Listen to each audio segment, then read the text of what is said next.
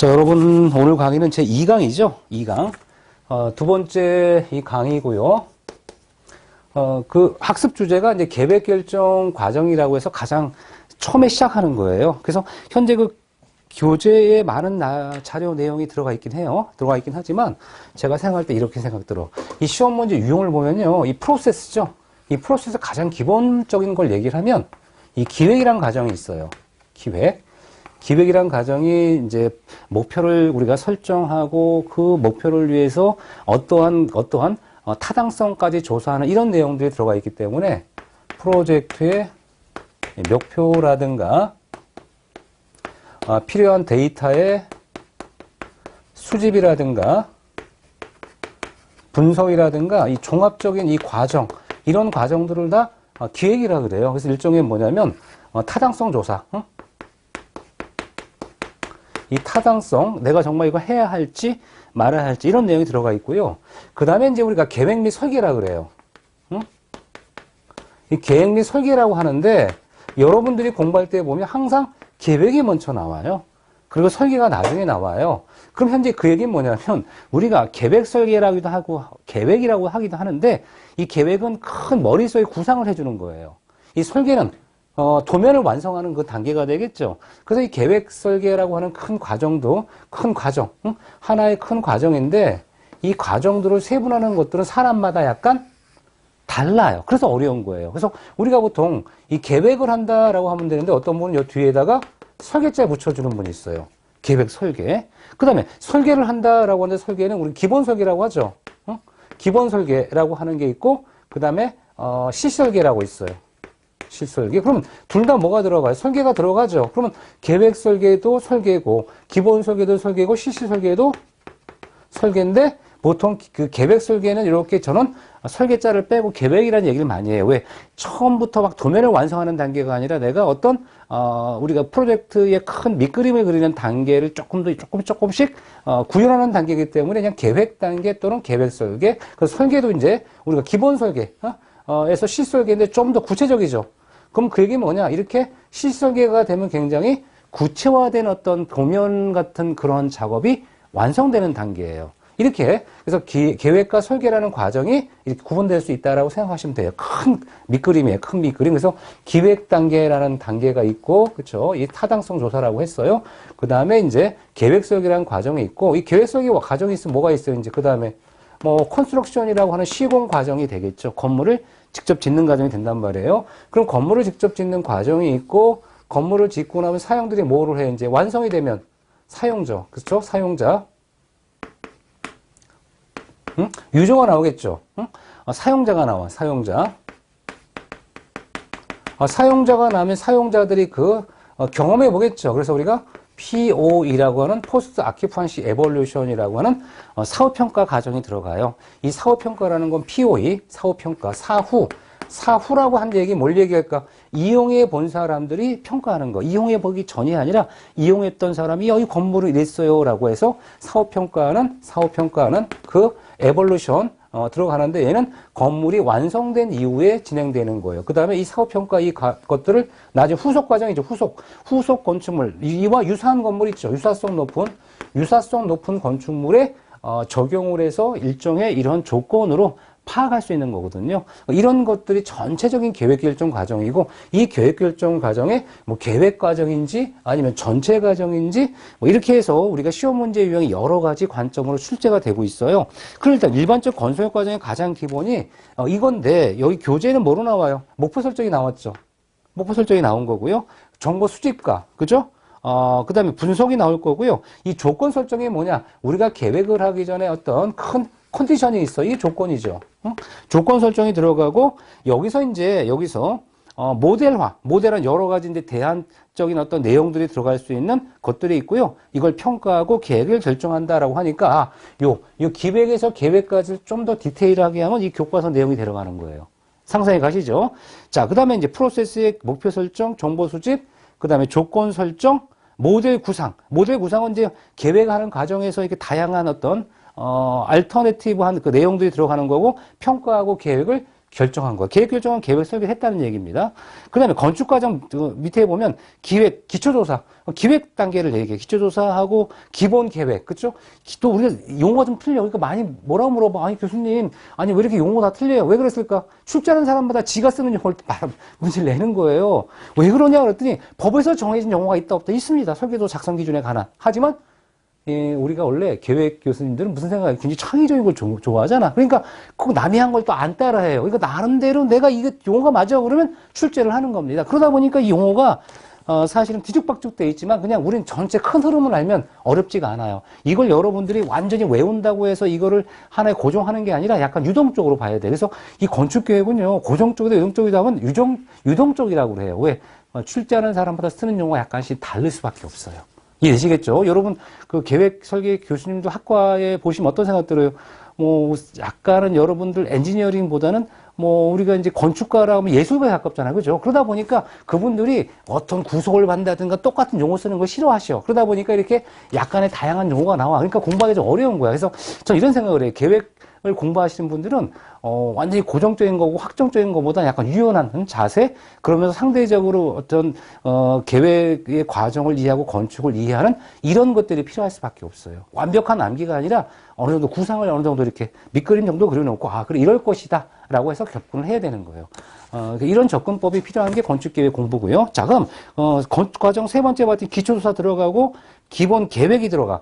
계획이 들어가고 기본 설계가 들어가죠. 그럼 보면 뭐가 돼? 기본 계획엔 또 설계자가 또 빠져 있어요. 어떤 분 설계자 집어넣는데 그렇죠? 이건 중요하지 않다고 했죠. 큰 밑그림형 이게 계획이 나오고 그다음에 설계가 나오겠구나. 설계는 우리가 이제 실설계라고 하는데 실설계 뭐가 들어가? 상세 도면.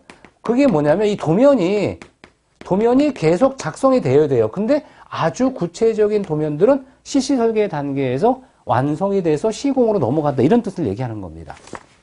자, 그 다음에 그렇다면 이렇게 해서 여러분들이 전체 큰 그림을 제가 설명했죠. 그럼 요 내용은 지금 그 프로세스는 어떻게 돼요? 뭐 1강, 2강, 3강 이렇게 진행할 때도 다 써먹을 수 있는 내용이 들어가요. 왜? 이렇게 여러분들이 너무 출제자마다 다른 용어를 쓰기 때문에 그 용어를 다 외우지 말고 큰 틀에서 이거 안에 포함된다라고 생각하는 게 제일 좋아요. 그럼 첫 번째 문제 풀어볼게요. 1번. 자, 다음 건축과정 순서입니다. 다음 가로 안의 내용이 모두 옳은 거 물어봤어요. 딱 뭐가 돼? 처음에 가장 먼저 뭐가 나와야 돼? 기획이 먼저 나오고요. 그 다음 맨 끝에 뭐가 나와? 이 거주 평가가 나오겠죠. 사업 평가. 그러니까 답은 몇 번이 돼? 4번이 되겠네. 그렇죠? 4번, 틀리신 분만 손 들어보세요. 아무도 손 안 들었어. 그죠? 왜? 여러분 공부 제대로 한 거잖아. 그죠? 네. 자, 그 다음에 두 번째 문제 풀어볼게요. 자, 다음에 프로세스가 있는데, 거주 평가 단계, 사후 평가죠. 그럼 거주 평가가 어디 있을까? 사용을 하고 난 이유가 될 테니까, 답은 4번이 되겠죠. 그렇죠? 이거 틀리신 분 손 들어보세요. 예, 틀린 분이 있으면 절대 안 되는 거예요. 그렇죠? 왜? 너무너무나 여러분들 기본이 되는 이 공부를 했는데도 틀린다 말이 안 되는 거죠. 그게 바로 뭐예요? 요 효과죠. 이론을 적절하게 여러분들이 제가 설명드리는 이유는 적절한 이론의 근거를 알기 때문에 어렵지가 않아요.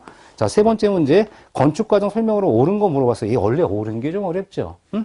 옳은 게 어려워. 그래서 한번 자, 어떤 내용이 옳은지 보면 기초조사, 기본계획, 실시설계, 기본설계 뭔가 이상하죠. 실시설계 어디 와야 돼? 실시설계가 가장 나중에 와야 되는데 먼저 왔죠. 그러니까 틀렸죠. 1번은 그래서 요 순서, 설계 순서가 틀렸고요. 두 번째, 자, 본설계는 계획안을 검토하는 단계다. 뭔가 이상하죠. 계획안을 검토하는 단계는 계획이겠지. 왜 본설계가 될까? 우리가 이렇게 설계를 또 이렇게 기본설계, 본설계 구분하는 사람도 있어요. 하지만 중요한 건 뭐냐면 우리가 계획안을 검토하는 단계이고, 그 다음에 보다 구체적인 단계는 설계 단계, 계획이나 설계겠죠. 그래서 우리가 항상 뭐예요? 계획 다음에 무슨 단계?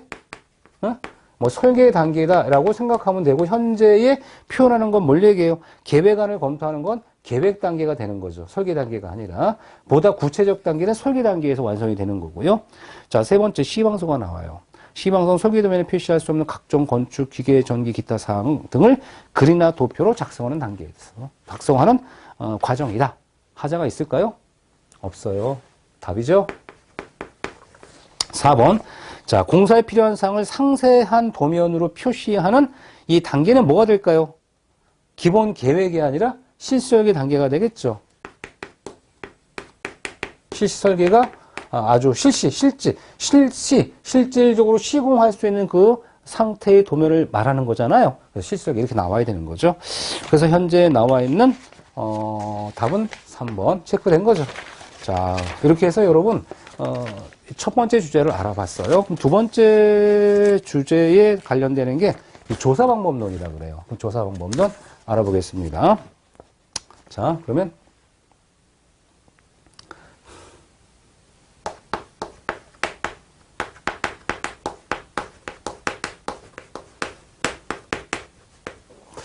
자, 이 조사방법론이란 뭘까요? 아마 여러분들이 뭐 대학원 과정을 거쳤다 손 들어보세요. 예, 가끔 이제 대학원 과정 거치신 분도 있는데 대부분 학부생들이 많기 때문에 학부를 다니거나 아니면 학부를 졸업했거나 이렇게 되면 이 조사방법론 같은 거 잘 어려워해요. 왜냐하면 조사방법론이라는 수업은 대부분 건축가 대학원에서 보통 수업하는 내용들이에요, 사실은. 하지만 이제 건축 계획에 나오긴 하죠. 가볍게 나오긴 하죠. 가볍게 나오긴 하는데 이 조사방법론이 왜 필요했을까라고 생각한다면, 자, 이런 생각을 해요. 여러분들, 제가 이런 얘기 했을 거예요. 자, 이 조사방법론이 필요한 이유는요, 전체 프로세스가 있었죠. 이 프로세스 어느 단계일까? 데이터 수집하고 분석하고 종합하는 이 과정 있죠? 자료를 수집하고 분석하는 조사 방법론을 얘기하는 거예요. 그러니까 간혹 우리가 건축 계획하고 수업을 들었다라고 하고 조사 방법론이 어디 필요해요? 그러면 어디죠? 이라고 하지만 제일 중요한 게 여기서 많이 필요한 거예요. 왜? 데이터를 수집하고 분석하고 우리가 종합하는 단계에 뭐가 나와? 이 조건을 명확하게 할 수 있거든요. 그렇다면 이런 설계를 할 수 있는 이러한 기본적 조건을 만들기 위해서 뭐가 필요해? 조사 방법이 필요하다라고 한 거고요. 이 조사 방법의 가장 기본이 뭐냐면 문헌이에요, 문헌. 그럼 문헌 조사라는 건 뭘 얘기해요? 이미 발간된 자료를 기본으로 하잖아요. 이걸 문헌조사법이라 해서 최소 비용이다 라고 했고요. 다만 기록 문헌 자체의 오류를 피하기 곤란하다라는 얘기를 해요. 그게 뭘까요? 문헌 자체가 출간이 됐는데 건축 같은 경우 법이 바뀌거나 기준이 바뀌기도 하잖아요. 근데 그 당시는 그 책이 나올 때는 맞았어. 근데 시간이 지나면 뭐 오류가 생길 수 있고 약간의 어떤 문제가 생길 수도 있겠죠. 하지만 또는 그 문헌 자체를 만들 때 오류가 있었어. 처음부터. 그죠? 근데 그 나중에 발견된 거예요. 그러니까 이런 것들은 확인할 수가 없죠. 그래서 가장 저렴한 비용으로 기존에 있는 책들 같은 거 복사해가지고 내가, 그쵸? 자료를 조사한다 그러면 얘가 문헌조사가 되는 거예요. 그래서 가장, 간단하고 최소 비용이다라고 했던 거고요. 그 다음에 면담법이라고 있어요. 이 면담법은 아무래도 가고 오고, 그쵸? 차비도 들고, 그 다음에 굉장히 시간이 걸리겠죠. 그래서, 약간의 시간이 걸릴 수 있긴 하지만 중요한 건 회답의 신뢰도가 가능하다. 회답. 그게 뭐냐면 다시 물어봤을 때 회답의 신뢰도 높일 수 있는 게 면담법이다라고 하는 겁니다. 자, 그 다음에 관찰법. 이 관찰법은 행태법이라 그래서 그 어린아이들, 글을 잘 이해 못하는 그 어린아이들 대상으로 관찰해 보는 거예요. 어린아이들 어떤 특성이 있고, 뭐 유치원 아이들은 어떤 걸 좋아하고, 이런 공간 분석이나 이런 것들을 다 행동과 태도를 관찰하는 방법을 관찰법이라 하고요. 그 다음에 설문지법. 이 설문지법이라는 걸 많이 보셨을 거예요. 여러분들 보면, 여러분들 학교 다닌다든가 아니면 집에 오는 경우도 있고, 조사 연구자입니다. 귀하가 생각하는 주거 생활에 중요한 거, 무엇이고, 이렇게 물어보잖아. 이게 다 설문지법이거든요. 이 설문지법은, 예를 들어서 굉장히 좋은 방법이에요. 굉장히 좋은 방법이지만, 한번 설문지가 출력하고 났다 그러면 추가적인 그 문항을 조사할 수가 없어요. 그 다음에, 내가 이거 잘못 물어본 것 같아요. 라고 다시 회답. 그죠? 뭔가를 우리가 뭔가 회답의 신뢰도 얻을 수 있다? 없죠. 이미 조사가 되면 끝이야. 여기다가 내가 추가로 한다든가, 내가 다시 바꿔서 한다든가 하는 게 어렵다 싶다. 당연히 어렵죠. 그래서 설문지법과 뭘 많이 비교하면 안 돼?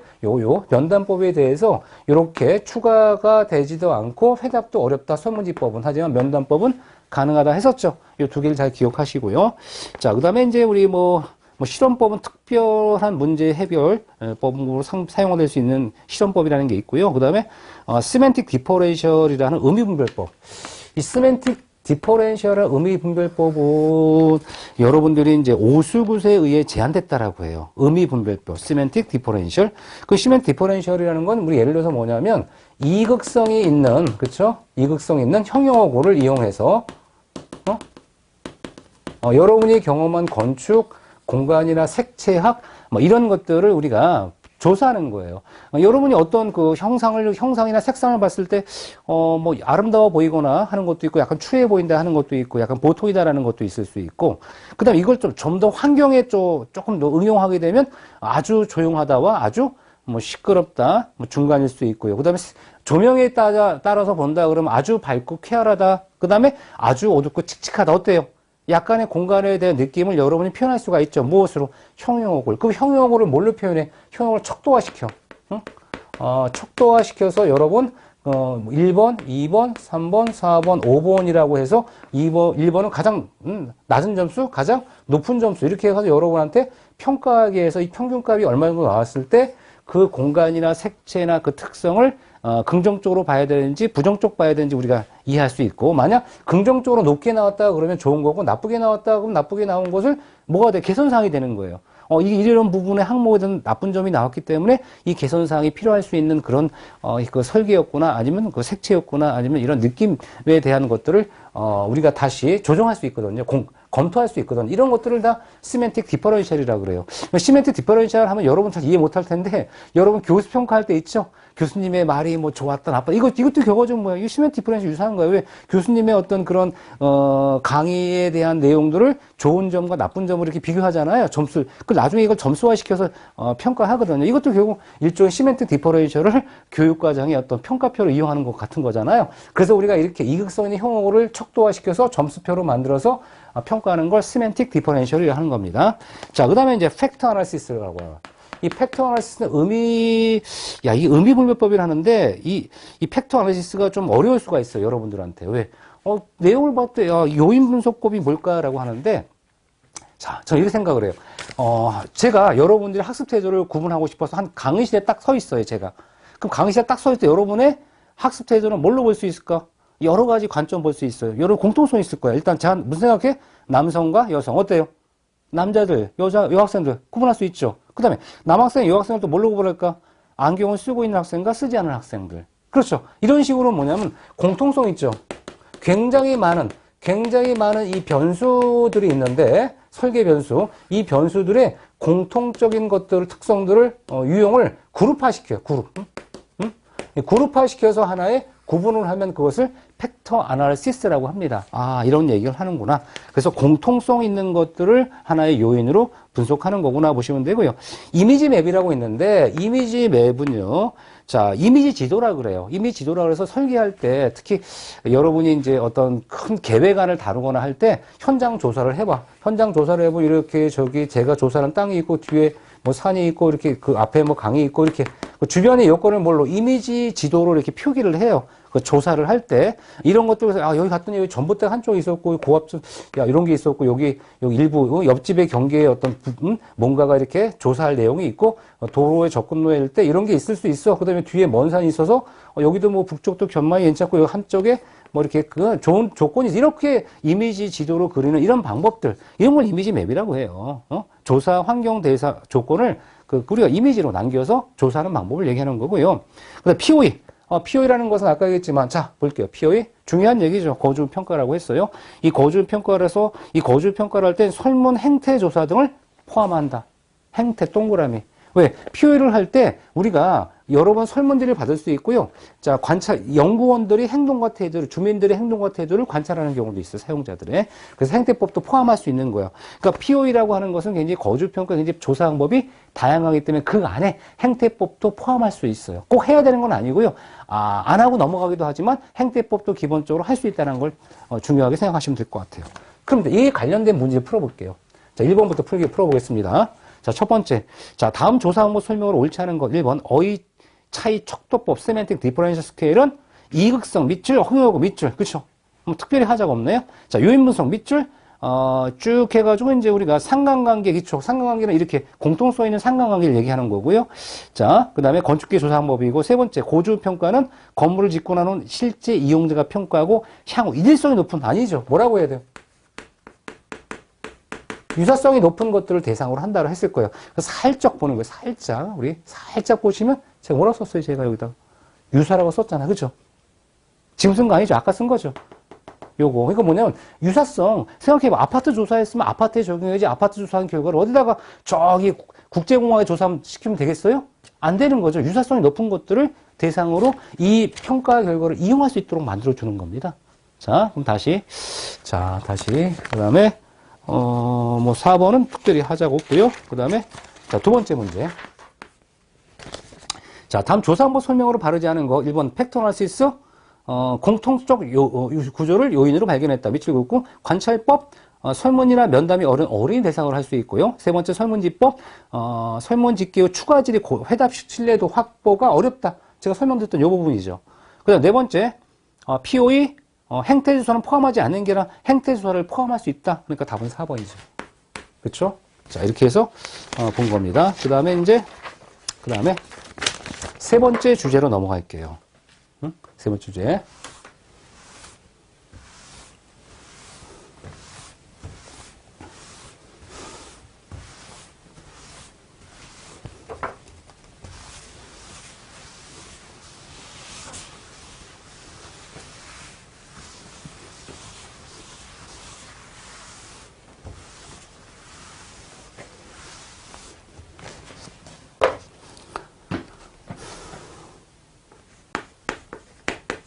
자, 세 번째 주제는요, 건축 과정 및 설계도서예요. 이 건축 과정만 쓸게요. 복잡해 보니까. 자, 그럼 여기서 이제 그 설계도서가 또 중요하니까. 응? 이렇게 나왔네. 그럼 이 건축 과정은 아까 공부했고 설계도서라는 얘기가 나오는데, 여기 국지군의 어떤 큰 틀을 보면, 뭐 지방직에 23년도에 연속으로 나왔어요. 그죠? 그리고 보면 뭐 지방직에 많이 나왔구나 보시면 되겠고요. 자, 그럼 이때 설계 그 중요한 요점 정리를 보면 설계도서 작성 예상 우선순위가 있어요. 그 설계도서가 뭐예요? 설계도서는 설계도면보다 이제 큰 광의적인 거잖아요. 그래서 이 설계도서에 보면 설계도면도 있을 수 있고요. 각종 구조계산서 같은, 그죠? 구조 계산서라든가 뭐 장비 계산서라든가 이런 계산서가 있을 수 있고요. 장비 여러 가지 이제 그 서비스 시스템 장비 이런 계산서가 있을 수 있고, 그 다음에 각종 시방서가 있어요. 시방서. 시방서. 그 시방서라는 것은 시공의 방법을 기술한 글들이에요.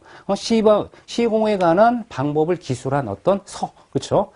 책이 되겠죠. 그런 글로 표현할 수 있는 것들이 될 텐데. 자, 이런 게 나와. 근데 시방서라는 게 유형에 따라 여러 가지가 있어요. 여러 가지가 있는데 일단 가장 우선이 뭐야? 공사시방서. 제일 중요하죠. 공사시방서, 그 다음에 설계도면. 우선순위예요. 설계도면. 그 다음에 전문시방서, 표준시방서예요. 응? 표준시방서가 있고, 그 다음에 산출내역서. 그러면 현재 이런 것들을 좀 아셔야 될 거 아니에요. 뭔지. 그럼 현재 보세요. 이 공사 시방서라는 게 가장 우선이 된다라고 했어요. 근데 아니 시방서에 보면 뭐 공사 시방서, 전문 시방서, 표준 시방서가 있잖아요. 여러분 시방서 보셨나요? 여러분 아마 그 시공학 들으신 분 손 들어보세요. 네, 제 시공학 들으시면 아마 시방서 규정을 많이 설명하고 있을 거예요. 그죠? 근데 잘 보시면 우리가 KCS라고 하는 KS의 C자가 컨스트럭션이니까, 현재 표준시방서, 국가 표준시방서가 있어요. 국가가 이제 표준으로 정한 거, 그쵸? 코리아 스탠다드로 정한 국가 시방서가 있고요. 이 전문시방서 뭐가 있을까? 전문시방서 뭘까요, 여러분들? 그쵸? 아마 여러분들 시공학 들으신 분은 금방 알 거예요. LH공사 아시죠? LH공사나 SH공사와 같은 공공기관들이 자기네 그 어떤 건설을 위해서 필요한 모든 공정의 시방서를 만들어 놓는 게 전문시방서예요. 그래서 LH공사라든가 SH공사처럼 이 공공공사는요, 공사라는 거 아시죠? 이 공사에서는 전문시방서 같은 걸 만들어 줘요, 자기네. 그러면 공사시방서 뭘까요? 공사시방서는 현장의 특성을 반영한 거예요. 그럼 예를 들어서 볼게요. 자, KCS라는 게 국가 표준시방서가 있고요. 자, 이 KCS를 기본으로 뭘 만들어줘요? 그 공공기관이 전문 시방서를 만들어요. 모든 본인들이 해야 할 모든 공정이 포함되어 있겠고요. 그럼 이 전문, 여기서 나중에 뭐가 돼? 여기, 예를 들어서, 뭐 서울시 강남구, 그쵸? 강남구 논현동, 응? 논현동에 아파트 현장이 있어요. 그쵸? 그 논현동 아파트 현장이 있다 그러면 이 아파트 현장에 특수한 경우가 있겠죠. 이 현장만 갖고 있는 특수한 상황이 있겠죠. 이 상황에 대해서 뭐를 이렇게 공사시방서를 만들어주는 거예요. 그러면 이 공사시방서는 결과적으로 뭐냐면 무엇에 표준시방서에 근거로 했고 전문시방서에 근거로 했지만 현장의 특성을 반영한 거는 공사시방서죠. 시방서예요. 동일한 내용이 들어갈 수도 있어요. 근데 내용이 다르다 그러면 뭘 우선으로 할까? 공사시방서겠지. 왜? 그 현장의 특성을 반영했기 때문에. 자, 설계도면과 일치하지 않는다. 뭐 중심에? 공사시방서 우선으로 해석을 해라. 이런 내용이 들어가는 거예요. 아, 이런 얘기구나. 아마 여러분들, 아마 시범 같은 거 들어오신 분들은 제가 설명하는 이 내용 금방 알아두실 거예요. 교육과정에 제가 설명드리니까. 자, 그 다음에 그럼 관련된 문제를 풀어볼게요. 1번 문제 풀어봅니다. 자, 다음 공사시방서의 설명으로 바르지 않은 거 1번. 설계도면에 표기할 수 없는 재료의 성능 및 재질 등에 관한 사항은 공사시방서에 표기한다. 맞는 얘기고. 두 번째, 공사시방서는 중간 설계 및 실설계 도면에 구체적으로 표시할 수 없는 내용과 공사 수행을 위한 시공 방법 등등등 기술을 합니다. 자, 세 번째, 공사시방서와 산출 내역서 설계도면 일치하지 않을 경우 산출 내역서 뭔가 이상하죠. 순서는 뭐가 돼요? 공사시방서, 설계도면, 산출 내역서 이렇게 들어가는 거죠. 답은 3번. 그렇죠? 네 번째, 특별히 하자고 없고요. 자, 두 번째 문제. 자, 다음 건축의 기획 설계에서 다뤄지는 내용으로 옳지 않은 건 나왔네요. 자, 그럼 첫 번째, 조사 분석한다, 밑줄. 두 번째, 건축주의 어떤 협의 조정. 세 번째, 건축 목적 등 종합적 검토하고. 네 번째, 부지 사용에 관한 마스터 플랜, 스페이스 플랜 작성하고. 여기까지는 맞을 수 있어요. 설계도면 확정한다? 관계가 없죠. 설계 도면을 확정하는 건 어떻게 될까? 도면을 확정하는 내역이 뭐가 될까? 설계 단계에 이루어지는 거지 기획 단계에 이루어지는 게 아니거든요. 그렇죠? 그래서 답은 4번이 될 거고요. 자, 3번 문제. 자, 설계 과정은 계획 설계, 실설계, 기본 설계 등으로 구분하고 이 단계 수행하는 설계 업무에 대한 설명으로 옳지 않은 거 물어봤습니다. 1번 계획 설계, 기본 설계, 실설계 순으로 이루어진다. 맞는 얘기고. 두 번째, 기본 설계는 인허가 정도의 설계도서 작성을 포함하고 시설계는 착공 신고를 위한 실제 시공을 하기 위한 이러한 단계의 작성이 포함되는 거고 세 번째 실시 설계 단계는 구체적인 공사 및 내역서 및 산출 내역 포함되지 않는 게 아니라 포함되죠. 왜? 우리가 자 볼게요. 자, 현재 시공을 하기 전에 뭐를 할까? 실설계가 단계가 되면 상세한 도면이 나오면 여기다가 내역서, 물량 같은 거를 우리가 확정이 됐죠. 물량이 확정되니까 확정된 물량에 비용 같은 걸 태워서 공사비를 산출합니다. 당연히 실설계 단계는 구체적인 공사비 내역, 산출 내역이 포함되는 거고요. 그 다음에 요 전 단계, 요 이전 단계는 명확하진 않지만 확정되지 않지만 계략적인 어떤 비용을 산출할 수는 있어요. 하지만 가장 최종의 어떤 고정된 어떤 명확한 산출 내용은 요 실설계 단계에서 이루어지겠죠. 이렇게 보시면 돼요. 답은 3번이죠. 3번. 답은 3번이다. 이렇게 해서 여러분들이 우리가 뭘 생각하면 되냐면 우리가 생각할 때 가장 기본적인 강의의 흐름들이 있어요. 이 강의의 흐름에 따라 제가 진행을 할 때 이렇게 진행했고요. 그 다음에 현재 보시면 알겠지만 이 강의 내용과 유사하게 계속 아마 강의가 반복될 겁니다. 여러분 수고했습니다.